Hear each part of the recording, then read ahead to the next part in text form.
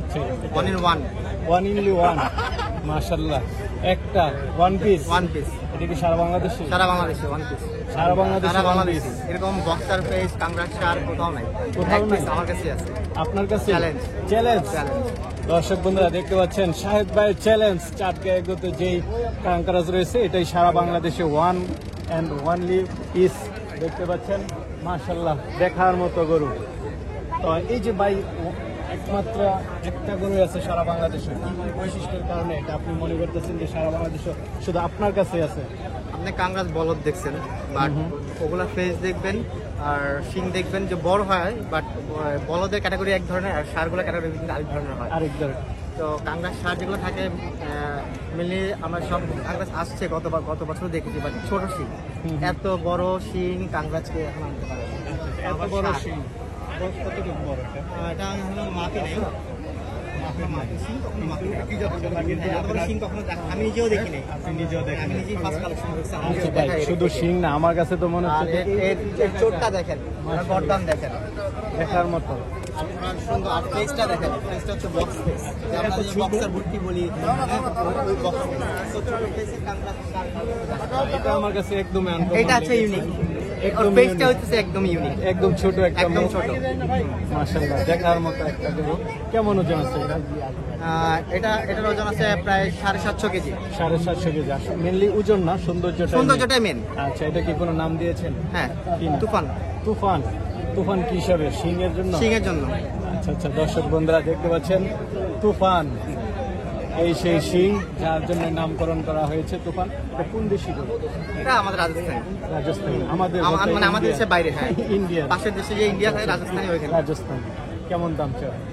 এটা আসলে ওইভাবে দাম চাও মানে বিক্রির জন্য আমরা আসি নাই, তারপরে প্রদর্শনের জন্য আসছি। তারপর যদি কারো ভালো লাগে ওইভাবে আলোচনা সম্পর্কে আমরা কথা বলবো। দামটা চাবেন না মেলাতে? না, আমরা আসলে যদি কারো ভালো লাগে আমরা ওইভাবে আলোচনা করবো। আলোচনা করবো। দামটা আসলে সবার সামনে বলতে চাচ্ছেন না। কি মনে করেন আসলে মেলাতে বিক্রি হবে?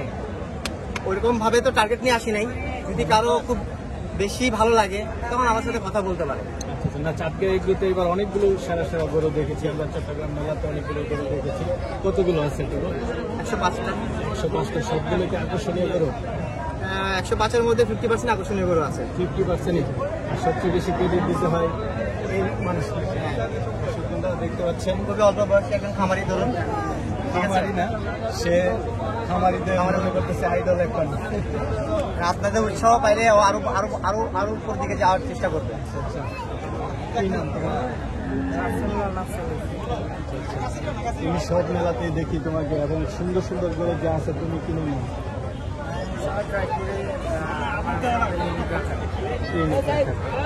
তোমার গরু প্রতি কি এখানে তো তুমি ছোটই, কি বলবো আসলে কতদিন যাবে? 2019 থেকে। আচ্ছা, মাশাআল্লাহ। সামনে কি এগিয়ে যাবে গরুদের? ইনশাআল্লাহ আশা করে। কোন ক্লাসে পড়ে? ক্লাস 7 বড়দের সাথে অবশ্যই। আচ্ছা আচ্ছা, দর্শক বন্ধুরা দেখতে পাচ্ছেন ক্লাস 7-এর পরে একদম ছোট। আমরা সকলে তাকে ভাতিজা বলেই ডাকি, কিন্তু ওর কালেকশন, ওর চয়েস দেখলে মানে সবাই অবাক। যদিও মানুষটা ছোট, কিন্তু ওর কালেকশন গুলো অসাধারণ।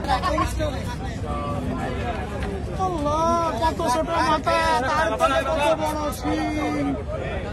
মাথা ছোট, শিং বড়, সুট বড়, পিছনে ভারী। ও আল্লাহ, এটা তোর বাহুবলী সিনেমায় কি অভিনয় করছে নাকি এটা? হ্যাঁ, সেই বাহুবলী সিনেমায় অভিনয় করার জন্য যে গরু। না না, তো আসসালামু আলাইকুম ভাই।